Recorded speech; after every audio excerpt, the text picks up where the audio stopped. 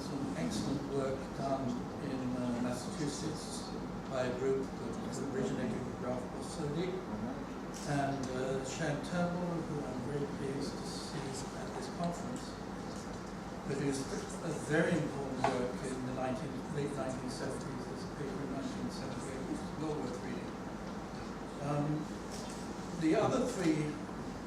There were three other things which I happened to associate with energy currency.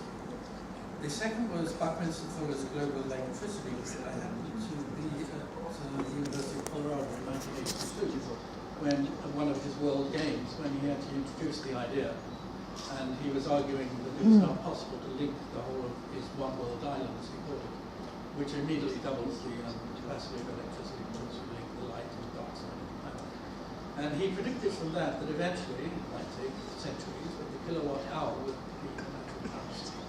So that's the second source I know. And Shan Turnbull's work was, of course, very much for a decentralized local currency.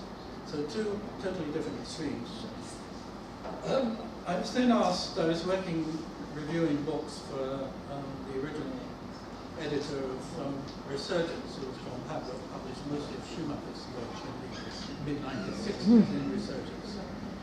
And I was reviewing books, and he gave me a whole big package from the Schumacher Society on the Traction and Convergence agenda. And I actually declined to review it because there's so many things I actually wasn't comfortable with. I tend only to produce.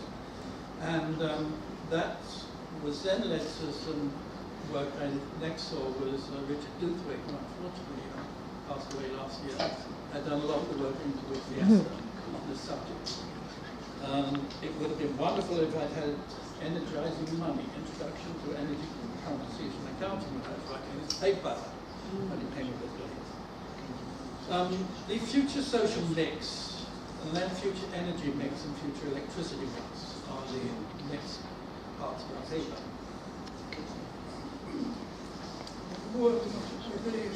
Sorry,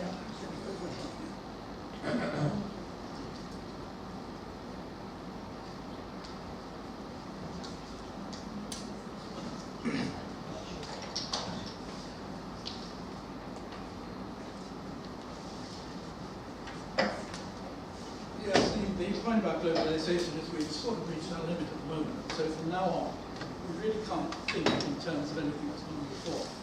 We have to think of future social engineering. Social engineering is sort of bad press, but it's actually not a bad concept.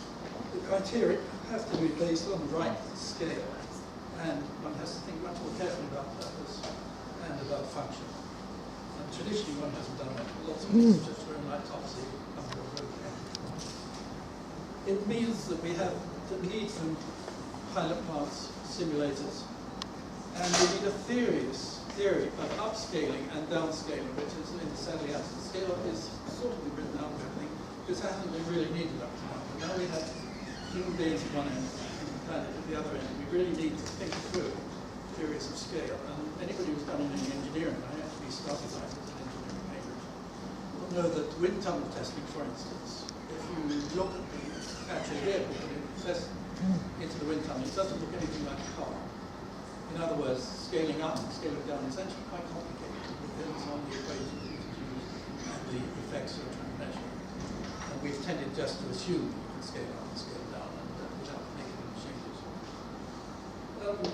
The other passwords in this section of our paper are Peter Drucker's concept of the mind workers. Buckminster Fuller talked a lot about energy slaves that each worked when he was writing in the 1980s. There's 150 energy slaves in his elbow. We can probably almost certainly cut that down to about 30 because a lot of energy is really inefficiently used. And Ira Lillich talked a lot about the need for both intelligent and convivial tools. And in terms of future energy mix,